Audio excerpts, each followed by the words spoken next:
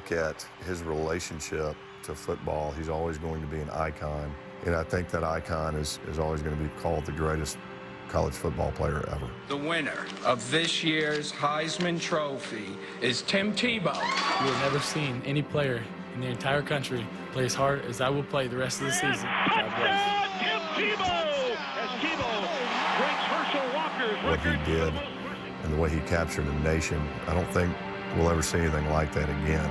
Third national championship for the University of Florida. He is unquestionably the greatest players in the history of college football. I'd like to thank my teammates and coaches.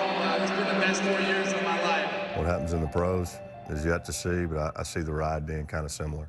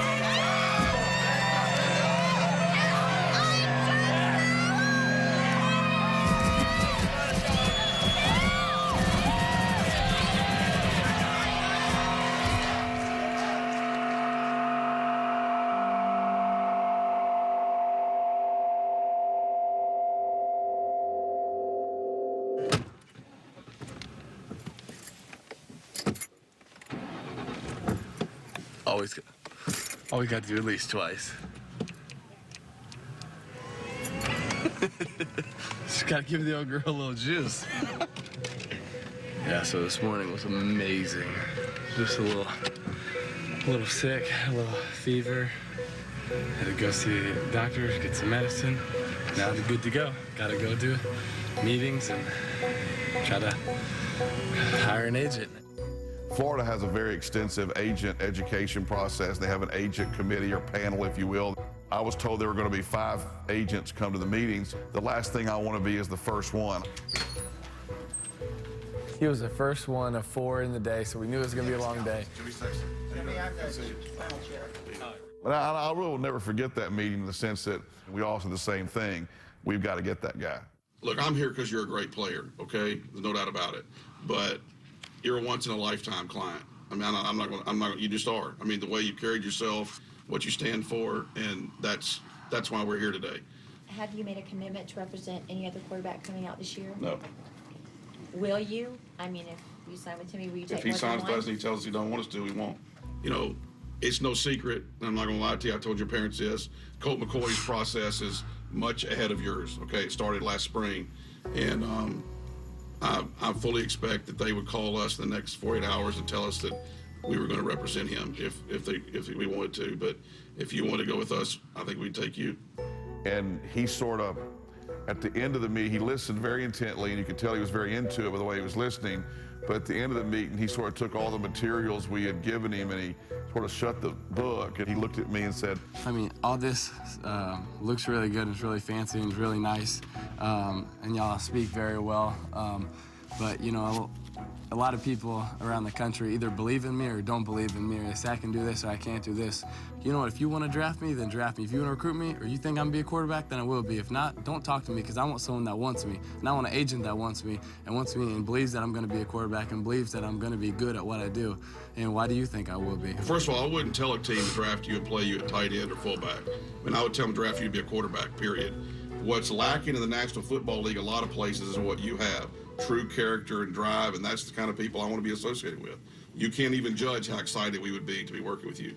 I mean, it would be the biggest player. I hate to say this, it'd be as big as it was when Reggie White was my first client. I mean, that's how big it would be. Not bad, come from a Tennessee guy.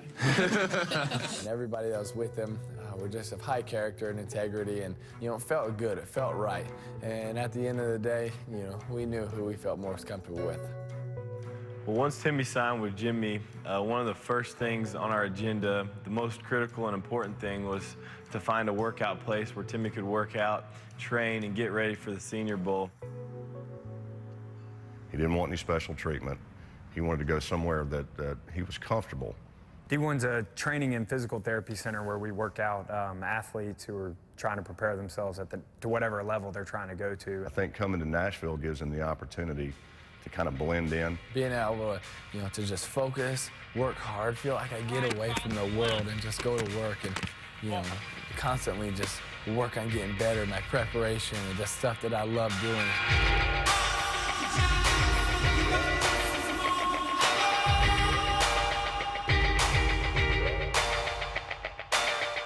Tim just wants to be a quarterback and focus on that. So that's what we had to put in place. Zeke Brakowski is a guy that we've used for the last 10 years. Zeke's coached for 25 to 30 years in the league, coached quarterbacks, played quarterback in the league. Really great to work with because he brings kind of that old school mentality.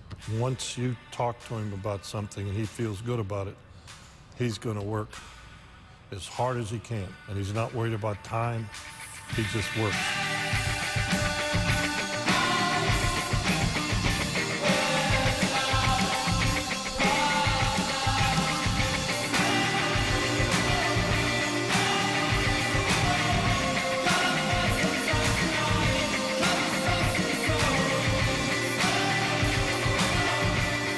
The it factor. I wish I could describe what the it factor is, and very few people have it, but when you see it, you know it. But Tim's got it. Now, everybody, Todd, has their eyes on Tim Tebow.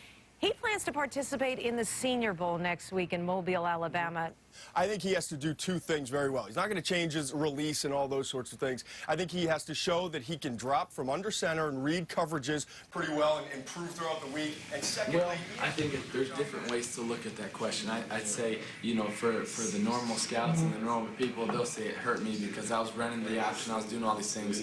But you know what? Someone can look at it and they can say, you know what? He was asked to do these other things. He was asked to play in the gun. He was asked to do the spread offense. He was asked to run the ball on 4th and 1, to do the jump passes, to run the triple option. He was asked to do those things, and he did them, you know, pretty well. So just because I haven't done them doesn't mean I can't do them, and that's something that I'm willing to put in whatever it takes and all the work to be able to accomplish the mental capacity to learn quickly. I think that Tim Tebow has a lot that he can prove at this year's Senior Bowl. If he does those things, will he be a first-round pick, Todd?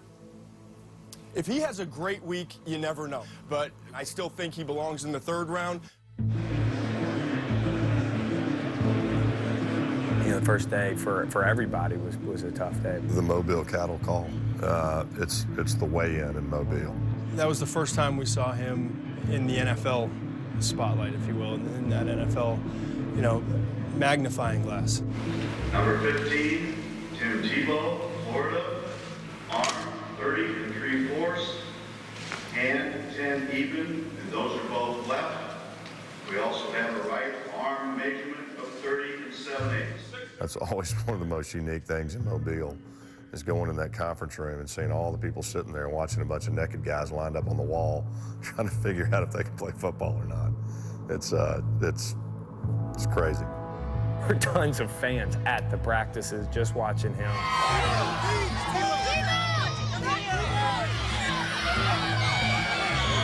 You know, the first practice was a rough day for him. It was pretty bad. Yeah.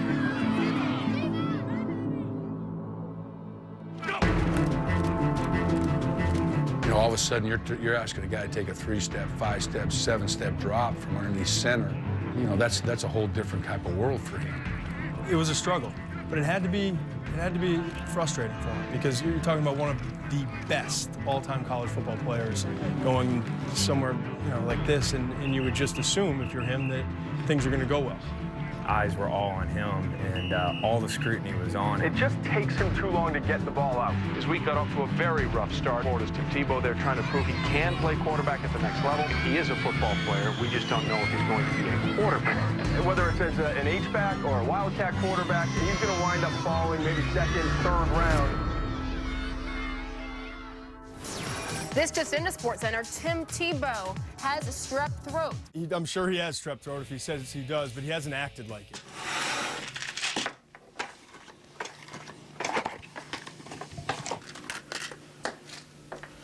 What did the doctor say was wrong with you? Strep throat. So that's pretty awesome to have. So a week of the biggest evaluation of your life.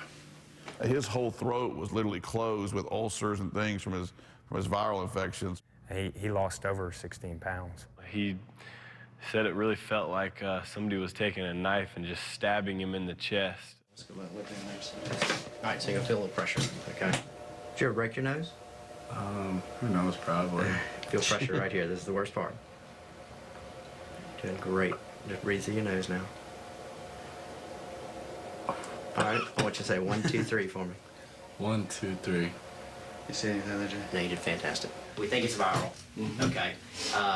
If I had my druthers, he would have pulled out on Wednesday or Thursday just to get better, but he wanted to see it through. Gosh, I got the worst heartburn right now. It's awful. I really think we're going to do the same. What play is that? Strong left on, X-jet, 86 Tebow punch pitch. It means he comes in motion, we fake it to him.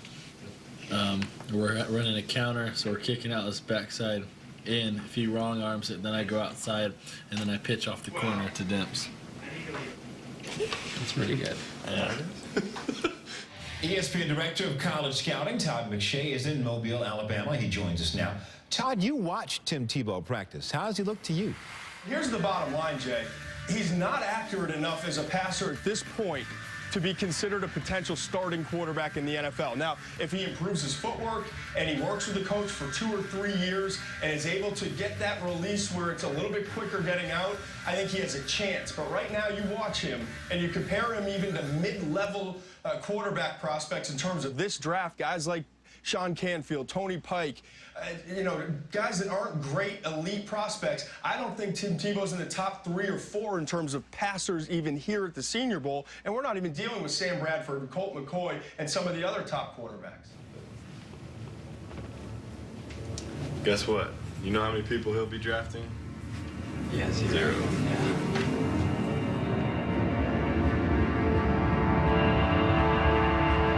He's going to go down as the best, college football player ever. And he decides to play in an all-star game to let the eye of the storm come right over him and the scrutiny be right on top of him. Bottom line, the reason you're in the Senior Bowl is to showcase your NFL potential and ability. And so that was the first time where in that NFL setting where you saw it's not going to work. Way to go!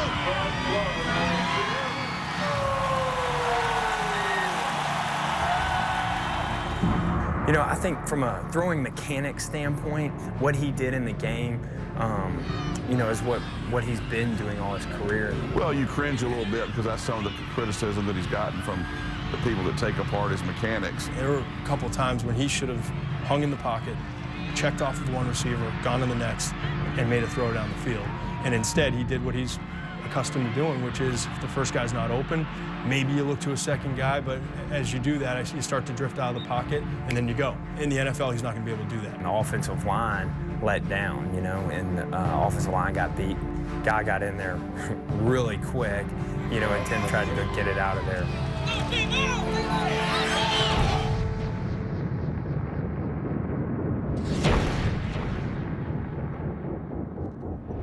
There are a lot of question marks it raises. The throwing motion, the footwork, the accuracy. Tebow's stock is falling. The question NFL teams have is, can he be the pure passer that we want in this league? This is not Pop Warner. This is I'm not drafting him in the first 3 rounds.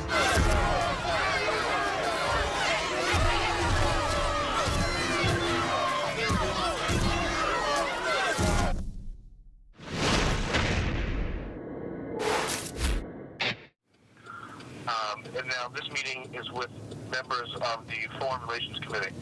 Congressman Engel is hosting it, and he is a very senior member. He's been here for 25 years. These people are influential and want to be frank and probably won't beat around the bush at all. They're not political, but they're helpful in that way. You know, we had every minute of every day for about 48 hours there mapped out. That was a great opportunity for me that I wanted to take advantage of, and it was also a great opportunity for me to meet a lot of wonderful people. You realize that the most important thing that you can do on this earth is to make a difference in people's lives. You've obviously learned something as a very young man that it takes most people to be, you know, my age to kind of know it. So I think you're 30 years ahead of the curve. It's about to be a mob scene. There's some controversy about one of the ads at the Super Bowl this year, a commercial paid for by a group called Focus on the Family. Tim, how are you? Oh, you are gorgeous. Tebow is a powerful spokesman for the pro-life movement because his mother considered having an abortion and instead had a kid who grew up to be a hero to a lot of people. Oh, she does it? I mean, yeah, she does. Yeah, absolutely. Really? Okay, great. Thank you. You're welcome. Wonderful. Thank you. Thank you. You take pictures with Gamecock Letterman? Ready? 1, 2. And I can't think of a more appropriate person to close today. A role model for the youth of America. The University of Florida quarterback, the Heisman Trophy winner, Mr. Tim Tebow. Dear Jesus, thank you for this day. Thank you for bringing together so many people that have a platform to influence people for you. So my prayer is as we leave today, we are united as one because of you. We love you and thank you. In Jesus' name, amen. Heisman Trophy winner Tim Tebow is about to make his mark on the Super Bowl. Allowing a highly charged advocacy ad during the Super Bowl represents a sea change for television. Women's groups are using an advertising campaign of their own to mount a goal line stand. They're demanding CBS reject the commercial. I think before the Super Bowl, it made around 2.5 billion impressions. The story, in some way, shape, or form, between newspaper, internet, radio, television. I think whoever you are, you can at least respect that I have an opinion on it and that I believe in something and that I'm going to stand up for what I believe. And so that's something that I'm taking pride in, is that I'm standing up for what I believe in and I'm showing conviction about something. And for me, that's big. But this year, one ad is prompting strong reactions, even though it has yet to be seen. This should be silenced. This message should be silenced. He's expected to relay a strong anti-abortion message. You know, we all celebrate when Pam Tebow can make the decision for herself about her own health care. I call him my miracle baby. He almost didn't make it into this world. I can remember so many times when I almost lost him. It was so hard. Well, he's all grown up now, and I still worry about his health. You know, with all our family's been through, we have to be tough. Timmy, we're trying to tell our story here. Sorry about that, Mom. But after the Super Bowl, being in D.C., and going through all that, I think there was an extra added motivation, in a sense, from Timmy. Like, we really need to get to work. It was back on the grind. He starts in the morning, every morning at 7:30. Okay. It snowed last night? We have a chef prepare his meal based on his calories that he's going to burn throughout the day. The next thing he has a speed session at 8 a.m. At 10, he throws. 11 until noon is recovery. We spend a lot of time recovering. Ice his arm, cold tub, hot tub, cold tub, hot tub.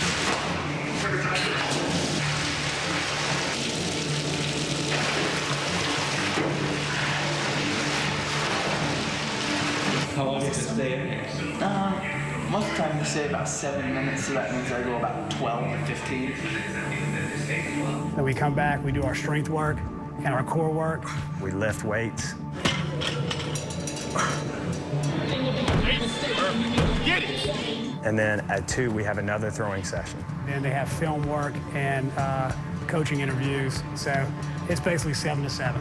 It's a long day, but everything's about training his body to become the most prepared that he can be for going into the next level. A lot has been said and written about Tim Tebow reworking his throwing motion. The looping slow arm motion that severely was exposed at the Senior Bowl. I mean, I'm guessing he first picked up a rock and threw it in the water, or, you know, baseball and threw it. This is just how he has always done it. Florida won a national championship when he was a freshman. They were winners every single year. He won a Heisman Trophy. They won another national championship with him as a starting quarterback. It's awfully hard for me to sit here and say that someone should have tinkered with his mechanics because there wasn't a necessity. But he's so successful. He's a leading passer in the history of the SEC, efficiency-wise.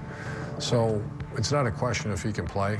And I think Tim Tebow is going to have to prove to someone, to some team, that he is a guy that can be a leader and can effectively move an NFL offense, even in the style that they want to play. Shorten his throwing motion, I think that's key, because that's the only missing thing. The sidearm. Tebow? Yes. No, he's over the top at the top. He just carries He's the ball. probably been throwing the same way his entire life. And his NFL future is clearly at stake. Well, everybody talks about the fact that he has, when he takes the ball back, he takes it back low. You got to tweak him. You don't have to rebuild him. And you tweak him to get him where he needs to be. And what we wanted to work on with my throwing motion was really get the loop out of it, make it as quick as possible. Not really change anything from my release and my follow-through, but just get it to the point where it's leaving my hand quicker. What you're trying to do is get his arm or get muscle memory at 90 degrees. When a quarterback throws the ball, you know, that's your launch point right there. You want it at 90 degrees. So really what you're doing is you're simulating the 90 degrees and throwing from there. You know, it's going to take you 2,000, 3,000 times doing something before you really start to ingrain it into your muscles. When someone watches me do something, they say, that's how it's supposed to be done, and that's how we have to teach it, just like that. Because if you do something to the level of success like that, then that's going to carry over into every aspect of your life. If you constantly try to to reach perfection at everything, you're not going to reach it, but you're going to get close. And that means you're going to get close to excellence, and that's what we're always striving for. The biggest challenge is saying, hey, slow down, we're not going to get there tomorrow. You got to baby step your way through this. And I think you see what's starting to happen is that a bunch of baby steps through a bunch of workouts have now, grown into, a new kid, really, throwing the ball with his motion. And at the end of the day, you got to ask yourself, did I get better today? Was I the hardest working player in the country today? Did someone else outwork me today? And for all those questions, I can say that I was the hardest worker today because I truly believe that. And I truly believe no one outworked me today. And yes, I did get better. This is very interesting because you're talking about the most celebrated player in college football history undergoing a makeover to improve his mechanics, to work on his footwork, to work on his delivery, to get rid of the ball faster so that he can elevate his draft stock come April. And for more on this, let us bring in Tim Tebow here on NFL Live. And Tim, you're not going to throw at the scouting combine later on this week, but you will unveil this Tim Tebow 2.0, if you will, on your pro day, March 17th. How did you come to the decision not to throw at the combine and to unveil it on the 17th? Well, I'm doing everything except throwing. I'm running, I'm doing everything, so I'm still gonna compete and just, wait and throw at my pro day. I don't really know what the team that drafts me wants to do with me. That, I'll do whatever it takes, and so that I don't know. But yeah, probably patience will be part of it. That's part of everything in life. I don't know what that means exactly. I want to be a quarterback in the NFL. That's been my dream since I was 6 years old, so I'm gonna do what it takes to do that. That's one of the great parts of sports is overcoming obstacles and barriers and hurdles along the way. And in high school they said I couldn't be a quarterback, and we've come a long way since then.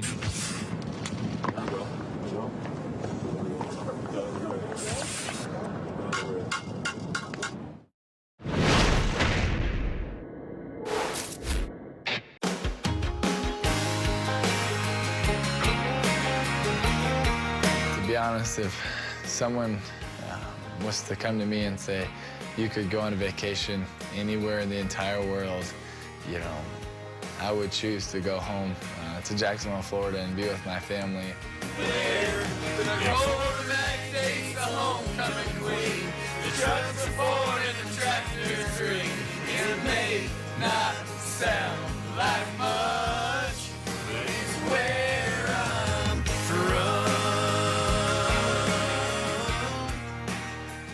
I race in Brunswick.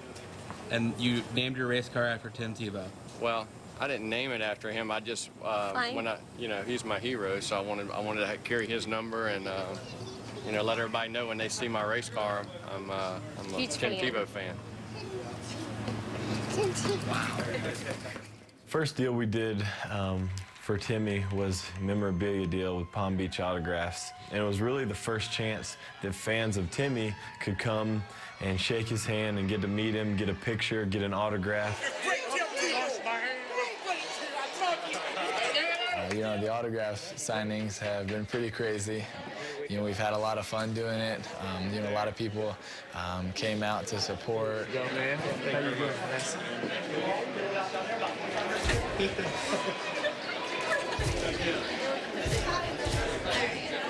I love you. I'm not that scary, really.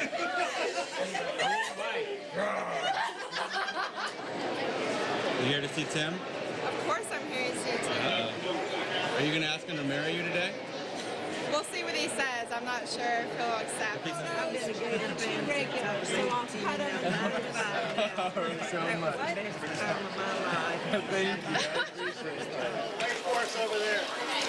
Hi. Sarah? I think Ian has a question for you. Whoa!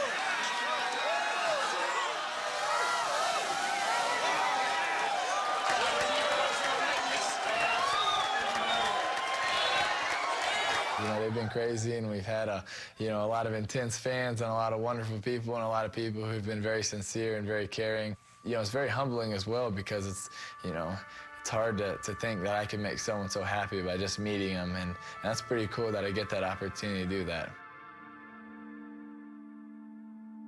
Alex Ross was someone that we heard a lot about. Being in Nashville training, we got a lot of emails, we got a lot of phone calls telling us about his story and what he was going through. Alex was playing with some friends, and they were playing with a gun, and the gun went off and shot him right in the head. People didn't think he was going to make it out. They thought that he was going to die. My first chance to get back to Jacksonville, I wanted to go see him and his family and just let them know that there are a lot of people praying for him. Hey, Alex, before you go, you think I can pray with you? And anybody else? Yeah? That would be cool, huh? Maybe grab hands. Dear Jesus, thank you for today, and thank you for giving me the opportunity to come meet this wonderful family and to be able to spend time with Alex and give him just the strength of a warrior, Lord. Give him the heart to serve you because you created him and you love him and you know that you will see him again someday. In Jesus' name, amen. Amen.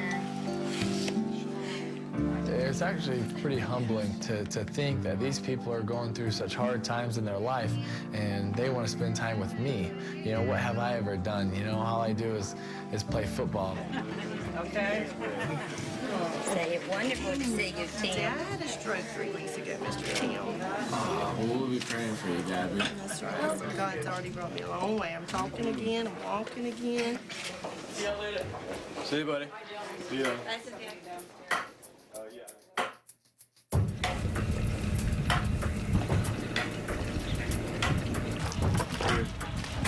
Always quick at it. Chase.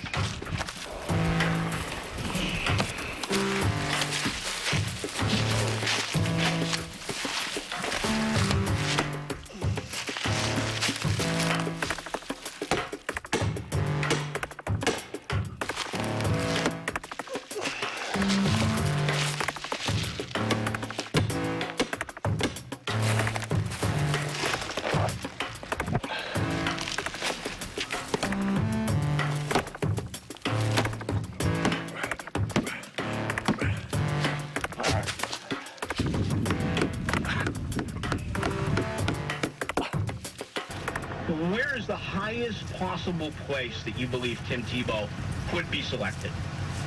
I'd say second round. So you think that if you spend a first-round pick on the guy, you know, the expectations are going to be that he comes right in and plays in year one. Is he ready to do that? And that's why I don't think that you know, if I'm being realistic, that's why I don't think they spend a first-round pick on it. Because first-round pick means outside expectations.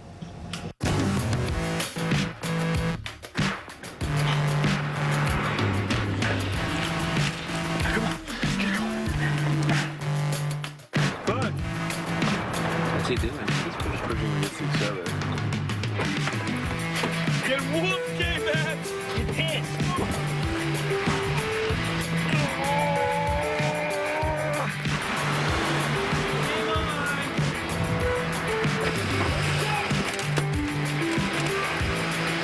Is he going to be too busy to get a picture of Corey from the West? I'm so excited to see you. Yeah, I was blessed day.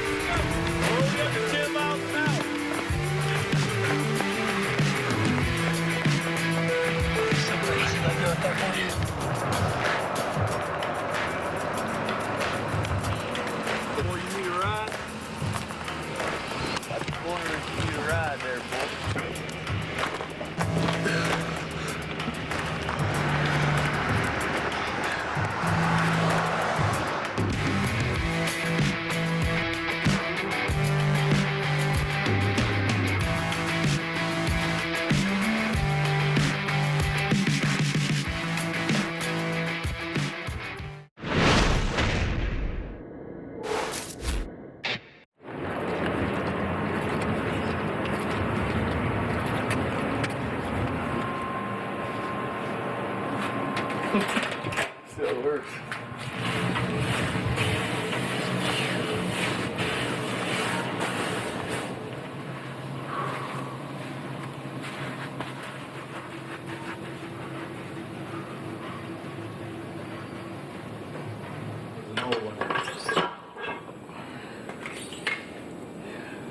How much time do you think you spent in here? I probably spent 200 full days in here. If all the time added up, a lot of time in this weight room.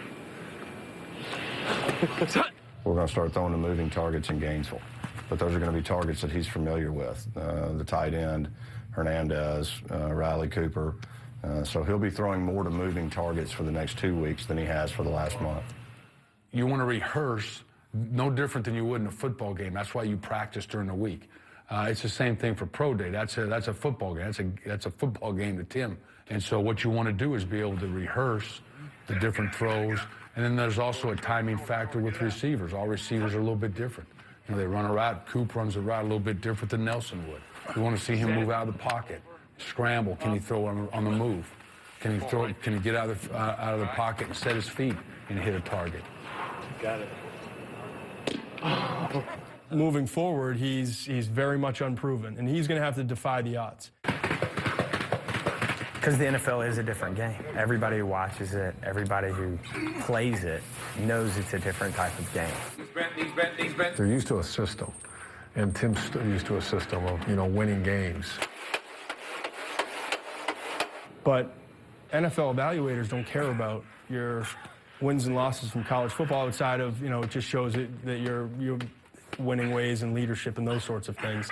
It's having the skill sets to succeed in the NFL.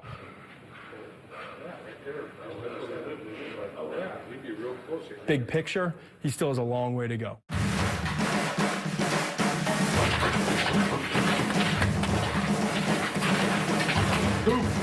Y'all ready?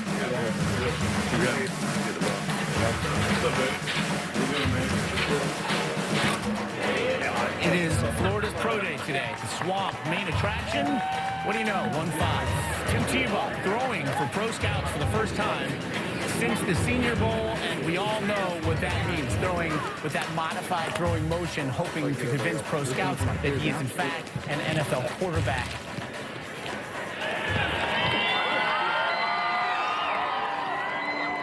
crazy when you spend 4 years of college, you win 2 national championships, you win a Heisman Trophy, you're an All-American 3 times, you've set every record there possibly is to be set, and your draft spot in the pros is based on 60 passes.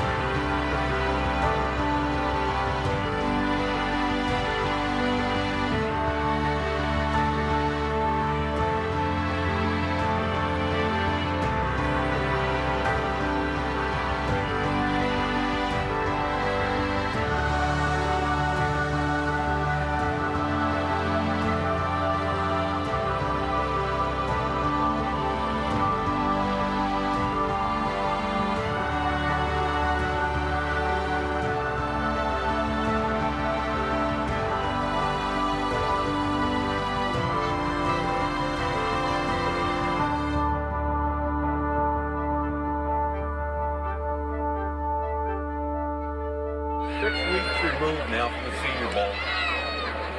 General consensus is today was a fabulous workout. How do you feel about it? I think it was positive. I think people understand how much work I put into it and how many changes I made, and just that I'm willing to do anything to make it, and that's my goal, and that's what's going to happen. We heard what Tebow thought. What did you see? Well, Tom, honestly, I was impressed with the development. You have to remember, this is just 5 weeks since that Senior Bowl struggle that he had. Coming our way. He has absolutely tightened it up. It is a more compact delivery now, and he looks more like an NFL quarterback. Some positives out of this. In your mind, how does this affect his draft placement? To me, I still don't draft Tim Tebow in the first 2 rounds.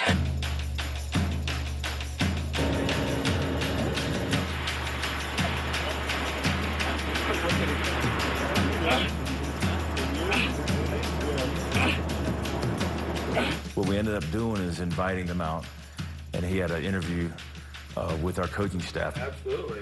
I appreciate you having me in. Friday to throw. I'll be there, and we'll get it done. It ended up being a 6-hour interview on the board and on the tape. He had all these attributes that we look for in quarterbacks. I might be going to Gainesville Friday to work out for him. Once that happened, Josh, wanted to take it a step further. And the rules say that we can go to the campus, and we have 10 parameters we're looking for a quarterback. It's everything from poise to competitor to the hardest worker to the leadership traits to all the performance things that a quarterback has to handle within a locker room and on the field. And he had them all. There's not one person that outworked me. I'm your guy. I'm going to win a championship. Let's do it together. Push me for greatness because I can get there. It was our goal to get him once we finished that whole interview process.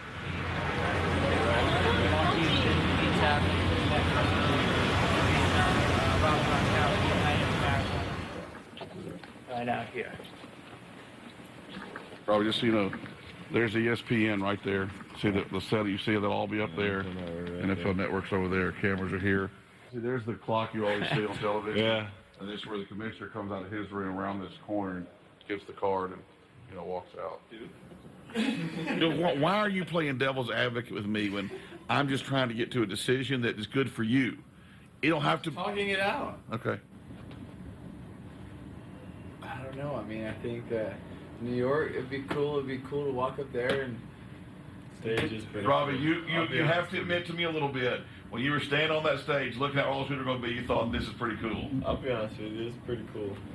I know, but there's a lot of people that don't think he's going in the first round, too. I mean, 90% of the people out there do not think he's a first-round pick. Remember that. And I'm really not wanting to be here on Thursday night at 1 in the morning if you're not picked.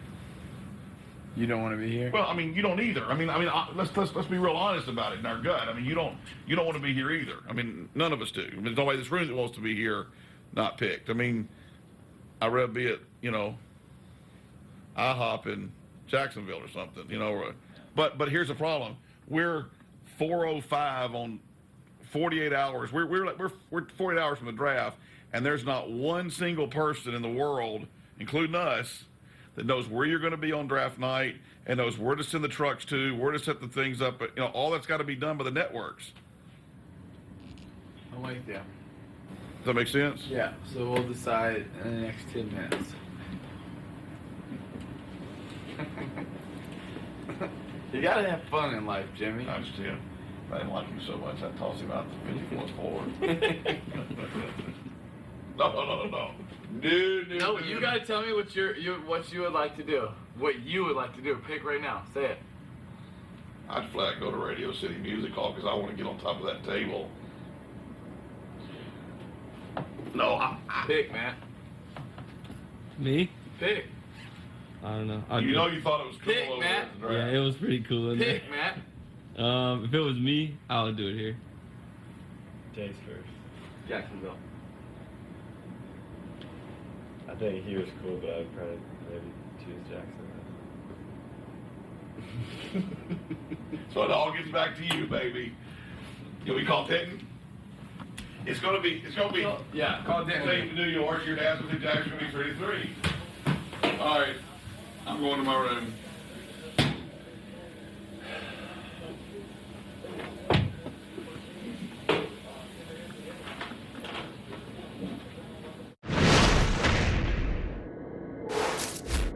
Holy sweet cheese and crackers.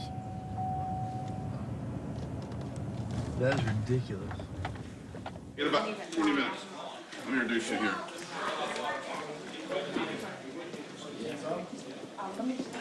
Yeah. All right, thanks. Set?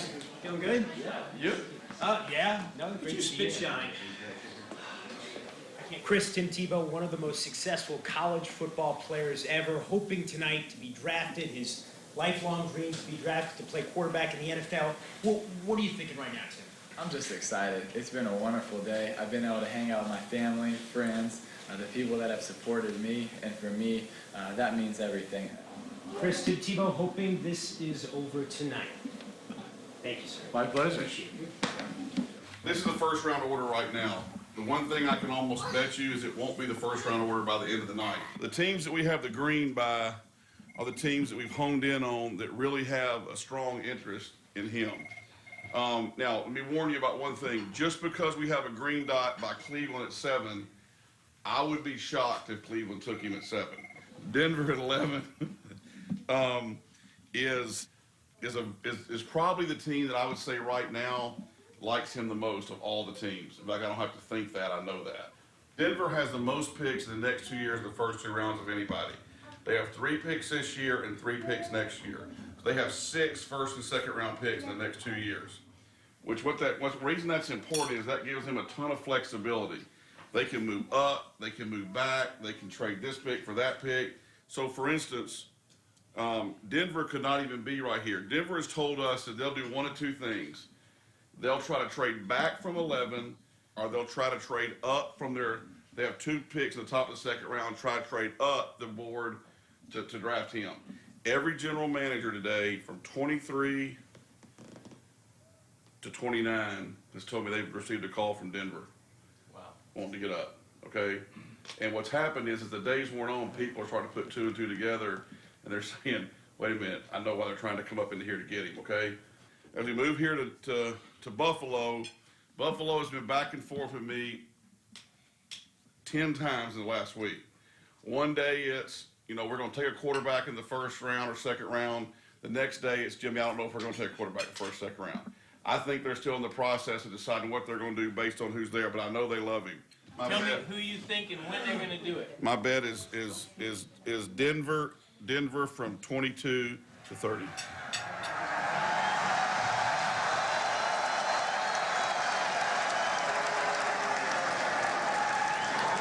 Okay, good evening, football fans. There we go.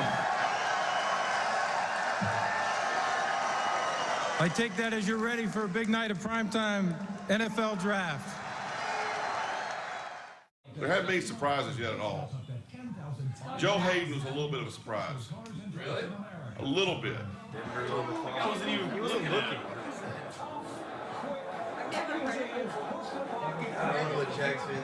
The Denver Broncos have traded the number 11 pick to the San Francisco 49ers. They're gonna sell some steroids. Hold on. What? They traded him?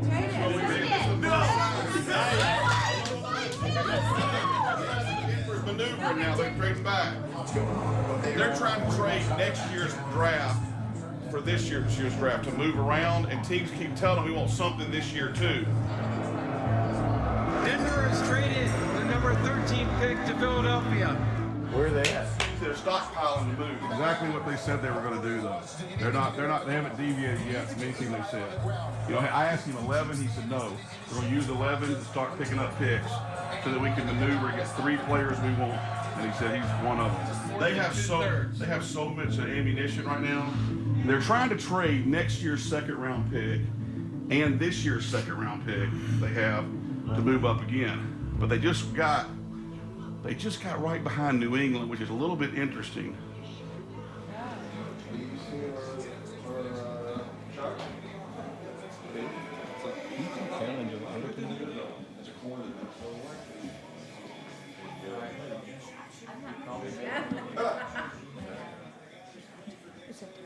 Broncos just traded up to the Patriots spot. Really? Which is what? What'd they Right here. Coming up in a minute. 22. 22. So they're 22. There's a player they like. This isn't the whole thing. There's a player they like. This is Demarius Thomas right here.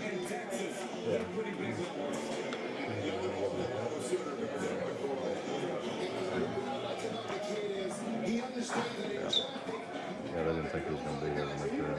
He's going to trade his spot to get another first-round pick. They got plenty of ammunition to get back in the first-round pick. New England has traded the 22nd pick to Denver. And with the 22nd pick in the 2010 NFL Draft, the Denver Broncos select Demarius Thomas, wide receiver, Georgia Tech.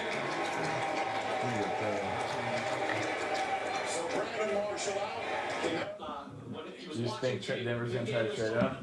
Yeah, but now they're running out of partners because the Jets told me they're still willing to do it. The problem you have is when you get this part of the draft, the reason they're on 10 minutes is that they might have 5 teams calling for the pick. So they've got almost like their salary cap guy in there keeping up with, okay, they have 5 different scouts thinking, what did New England say? They said a third and a fourth plus their second, all the, and they're trying to, so you might just have just one team calling for the pick. You may have 4 or 5. So you got Denver on there saying, I want the pick, and they don't know whether they're being told the truth in 10 minutes that this team really did offer another third for the pick. I got Green Bay on the phone. They just offered another third. You want to do it? It's like liar's poker. I mean, it's just. But fortunately, we've started early enough that we've started with 11 picks to go. There's got to be one team that we need Des Bryant to disappear. I'm tired of Texas Tech.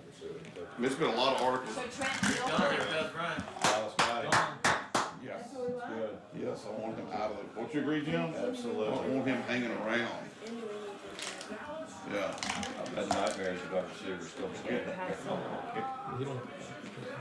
And I still wake up in the middle of the night and see Michael Crabtree across the room from me in New York last night. It's 303, should I answer it? Yes, that's them. Hello? Yes, sir. How you doing, Coach McDaniels? How you doing? I'm doing great.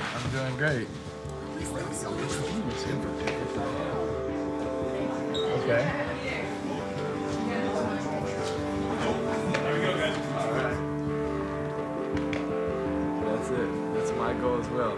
Yes, sir. Yes, sir. Thank you so much. It's gonna be.